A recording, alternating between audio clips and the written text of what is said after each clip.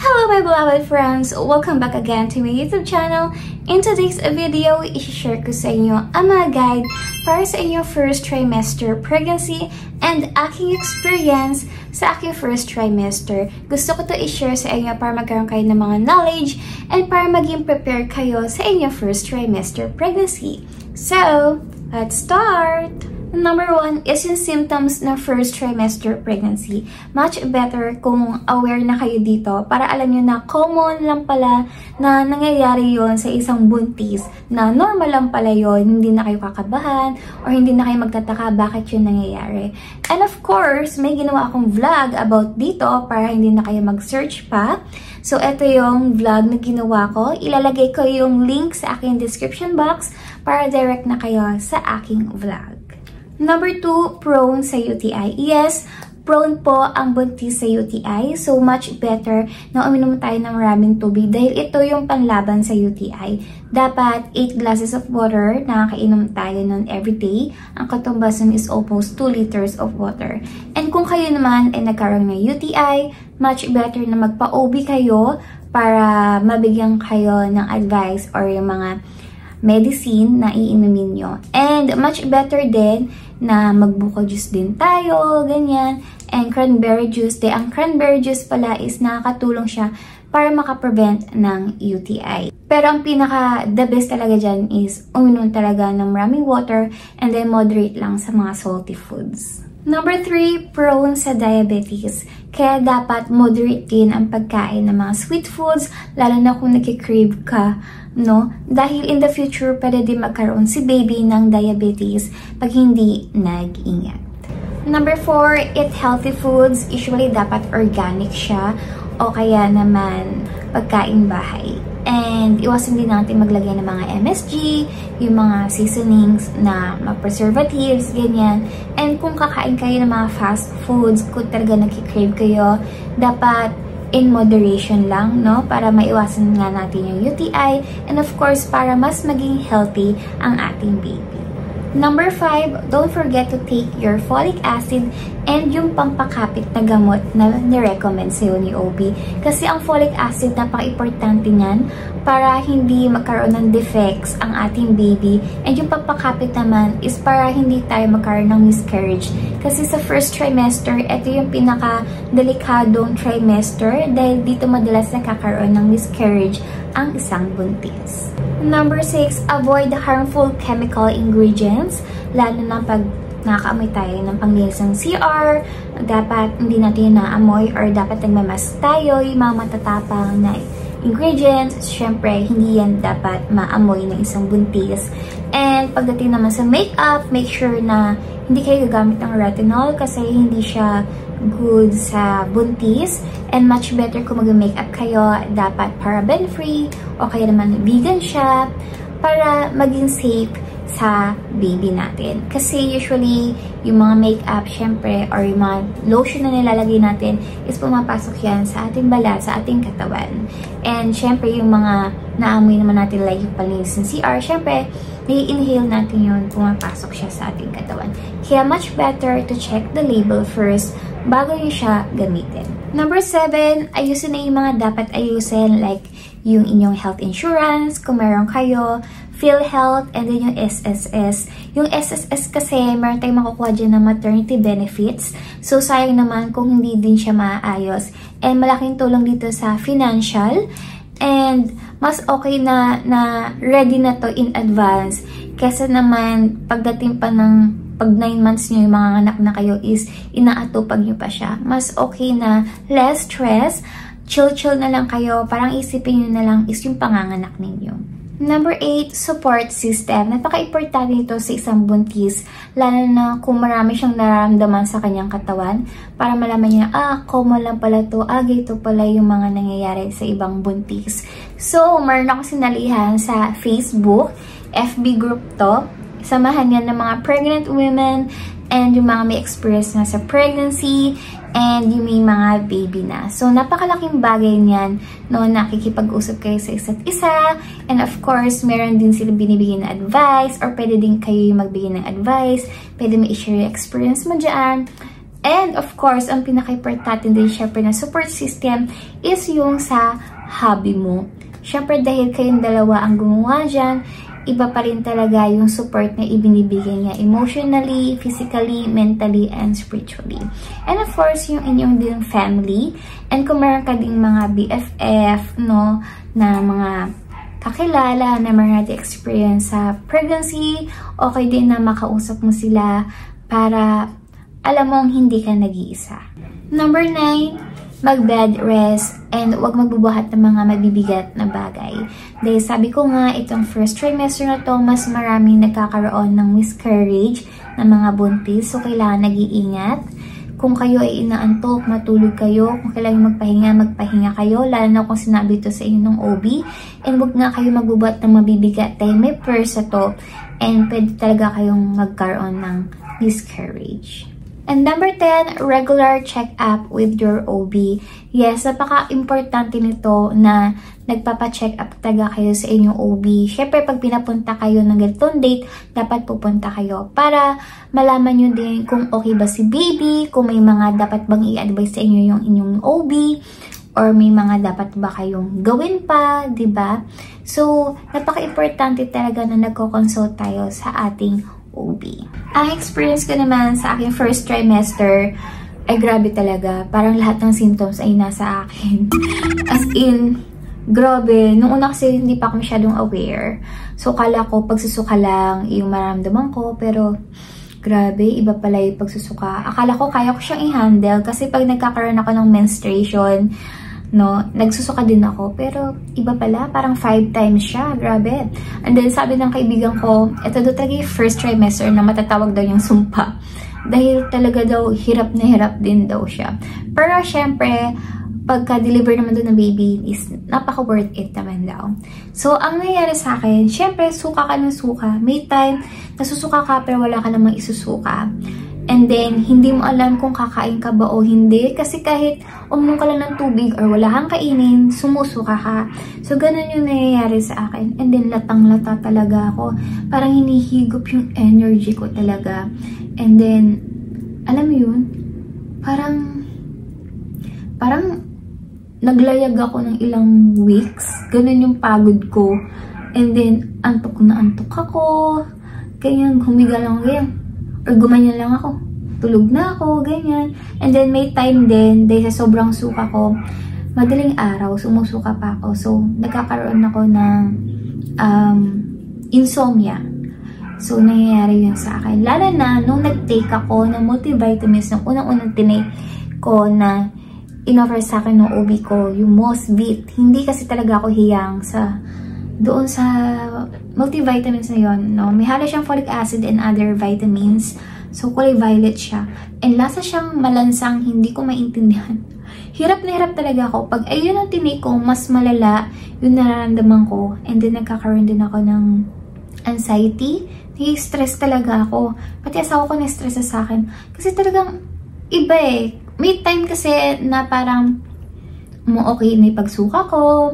I mean, common lang na pagsuka. Pero pag uminom ako nun, as in, parang buong maga, simula nung nag-take ako nun, sinusuka ko. And then, nagiging red na talaga yung suka ko sa sobrang, ano na siya talaga, sobrang, ang sakit-sakit talaga niya. Pati ito, nagagasgas na yung lalamunan ko kakasuka. Dahil doon. And then, iba yung panlasa ko talaga sa kanya. As in, basta may something siya, no? Parang yung fish oil na hindi mo maintindihan. Pero, may mga pinagtanungan ako na hiyang daw sila sa gamot na yon.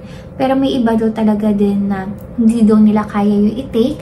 So, ang ginawa nila is, nagpapalit sila ng vitamins, ng folic acid. So, ganun din ginawa ko kasi hindi ko talaga kaya. Dahil pag ginawa ko yun, baka makunan ako kasi iyak ako ng iyak din. No, sa sobrang stress ko, parang na-trauma ko. Iinom na naman ako. Paano gagawin ko? Ayoko na. Umiiyak talaga ako nun. So, pinalitan siya. So, kasi soft gel yung Mosbit. And pinalitan siya ngayon ng capsule. So, iniinom ko ngayon. It's either Porofol or yung Folard. So, ngayon, guminhawa talaga ako nung ayun na iniinom ko. Kasi wala siyang lasang malansa, ganyan. And, hindi din ako kumakain ng mga fish. yung hotdogs, ayan. Actually, bawal naman talaga ang hotdog. Pero may time, parang gusto ko siyang kainin. Yan. Sinusuka ko siya. Sinusuka ko yung mga malalansang mga pagkain. No, kahit chocolate, ayan, sinusuka ko yan, no. Ayan. Actually, pati ma'am, sinusuka ko ang ma'am. May time naman na hindi. Pero may time na sinusuka ko siya. So, nanghihinayang ako. Kasi medyo pricey din naman ang ma'am, no. Or Enfamama, ganyan. So, nasusuka ko siya talaga. Pag first trimester kasi talaga daw naman na sukahin, no? So, may time din na tinatanong ang asawa ko, ano daw yung gusto kong kainin. Hindi ko din alam kung ano gusto kong kainin kasi para may isip ko lang siya, nasusuka na ako. Or ngayon gusto ko siya. Day ang tagal dumating pagkain, ayoko na. Or pag naamoy ko, ayoko na. And then, ayoko din ng mga amoy ng mga sabon, you know, shampoo. Ayan, may mga ganun ako, nahihilo ko. Yan, amoy ng ref lalo na sa freezer. Ay, grabe, nasusuka talaga ako. Ayoko din amoy ng dishwashing liquid. Yan, ayoko din sa amoy ng kusina. As in, hilong-hilo talaga ako. And naduduwal talaga ako. And may time din na kala ko susuka ako. Tapos, pag ganun ko, hangin ang lumalabas. Kasi, prone tayo sa sa acid reflux, yan, acidic ang buntis, yan, ginagas ka. So, nilalabas ko siya. Ganun, puro hangin. Which is good din naman para hindi sumakit yung tiyan ko, diba? Yung sikmura. Kasi may time na sumakit talaga yung sikmura ko madaling araw. Madalas talaga siya madaling araw. So, dapat naka-elevate yung pillow din para yung hangin maayos. No, yung paghinga din natin, ganyan. So, maraming ek-ek nangyari sa first trimester ko. And nagkakaroon din ako ng metallic taste. Ano yung lasang kalawang hindi mo maintindihan na stainless, hindi mo, ewan ko ba. Lalo na pag nakakain ako ng sweet foods. Kaya hindi ako masyado kumakain ng sweet foods noon. Kahit sweet sauce, hindi ko siya kayang i-take. Kasi naglalasa siyang metallic talaga. Lasang kalawang siya. Sabi ko, ito ba talaga yung normal pa? So, search ako sa Google. Siyempre si Google, nandiyan lang lagi, diba? So, nangyayari doon talaga yun. Tapos may pinagtanungan ako, halos lahat sila wala daw. Pero, may mga napagtanungan ako na pinsan ko na meron daw talagang metallic taste silang nalalasahan. And then, isa ko din ka-churchmate. Bali, dalawa sila, ka-churchmate ko na nagkakaroon daw sila ng metallic taste. So, sabi ko, okay, common pala yun. And ayun din naman sabi ng OB ko. Parang kasi gusto ko, kailangan may marami akong mapagtanungan. No? Gusto ko dapat 3 yung nagkakaroon, ganyan. Para sure. No? So, ang hirap. Kaya, pili lang din yung kinakain ko. Tapos, hindi ka din pwede kumain ng marami kasi isusuka mo siya. So, ang sabi sa akin ng OB ko, every 2 hours ako kakain. Pero, konti-konti lang. Para hindi lahat may isusuka mo. No? Kasi, minsan kahit konti lang kain mo, susuka ka talaga eh. Pero, ang hirap din kasi na pag marami kang kinain, mas grabe yung suka mo. And, ang pinaka-weird ko sa akin is, before, mahilig talaga ako sa mga healthy foods. No? Gusto ko yung mga oatmeal, gusto ko yung mga fruits and vegetables, ganyan. Mahilig ako sa mga vegan, no? Pero nung nagbuntis ako, ayoko nun. Ayoko talaga nun. Gusto ko karne. So, puro ako red meat ang kinakain ko. Parang kung ano yung gusto ng asawa ko, ayun yung nakakain ko ngayon. Parang nasa akin lahat ng mga gusto niya. So, ayun yung mga kinakain ko. And ayun, doon din ako medyo naiibsan, no? Yung pagsuka ko, tsaka doon ako gumagana din kumain. So nakakapagtaka talaga. Pero sabi nila, natural lang din naman daw yun. And pagdating nga daw ng second trimester, babalik na daw yung paggana mo kumain. Ayan, dahil sa second trimester na ako ngayon, nakakain na ako ng mga healthy foods, kaya ko na siya ulit i-take. No? Minsan kasi talaga, kahit isang pirasong prutas lang, hindi ko talaga siya kayang kainin. Nasusuka talaga ako. Lalo na kung makikita ko pa lang yung picture, hindi ko na talaga kaya. And, mahilig akong mag-like and mag-follow ng page sa Facebook and sa Instagram. ng mga pagkain, no, mga masasarap. Pero nung first trimester, mga pinag-unfollow ko sila. Kasi pag nakita ko, nasusuya ako. So, talagang ibang klase talaga yung first trimester ko, no? And lagi ako walang energy. Hindi ako din palabasan ng books kasi masakit ulo ko. So, wala na. Tulog lang ako ng tulog, ganyan. Time na sinubukan ko mag-mall kasi dumating yung Mother's Day or yung mga birthday ng in-laws ko. So, kakain kami sa labas. So, kailangan kasama ako. So, may time na, Diyos ko po, malapit na yung mall kasi kailangan ko lang sumuka. Nag-traffic pa. Diyos ko, abot ang dasal ko. Diyos ko, Lord, wag mo na sumuka. Pagdating na talaga sa mall, grabe, pigil ko dun. Grabe talaga. As in, kailangan makasukan na ako para guminhawa ako. And may time din talaga na hindi ko siya mapigilan dahil magpa-fountain siya. Sinubukan ko kasi pigilan Nagpa-fountain siya. Kaya hindi na dapat talaga pinipigilan. Grabe talaga yung pagsusuka ko. And nagkaroon din ako ng skin changes. No, yung first trimester ko, nagbabalat talaga yung dito ko. Actually, medyo meron pa siya Pero hindi siya totally nagbabalat. As in, para akong naglalaway dito. Tapos nagbabalat. Parang may gatas ka pa sa labi, be. Parang ganun. Dito siya. Sobrang nagbalat siya. And then, ang nangyari kasi nun, sabi kasi ng OB ko is mag-Cetaphil daw ako. Ganyan, much better daw yung gamitin. Nung ginamit ko yun, hindi talaga kasi ako hiyang So, hiyangan lang talaga siya. So, ginawa ko, binalik ko yung aking ginagamit. Ang ginagamit ko kasi is turmeric soap. So, ayun yung ginamit ko. And natural naman yun. So, umayos siya. And then, nag-human nature din ako. Yung sunflower soap nila. So, ngayon, medyo namumula na lang siya. Pero, hindi na siya yung sobrang makati na mahapdi na para talaga ako nagka-rashes. Ngayon, okay na siya. And, totoo yon na ang buntis is emotional, no? May time kasi talaga na medyo na naging clingy ako sa aking hobby. Although, clingy naman ako, pero mas naging clingy ako. Ayoko nang nawawala siya sa paningin ko. Gusto ko kahit anino yun nakikita ko. Nahihirapan ako. Pag bigla siya nawala sa paningin ko, chat na ako. Nasaan ka? Ganyan. Tapos, work from home kasi yung aking habibi. And may time na parang 1 week silang mag-on-site. Grabe talagang iyak ko noon. Kasi hindi talaga ako sanay. Parang kailangan lagi siya nasa tabi ko.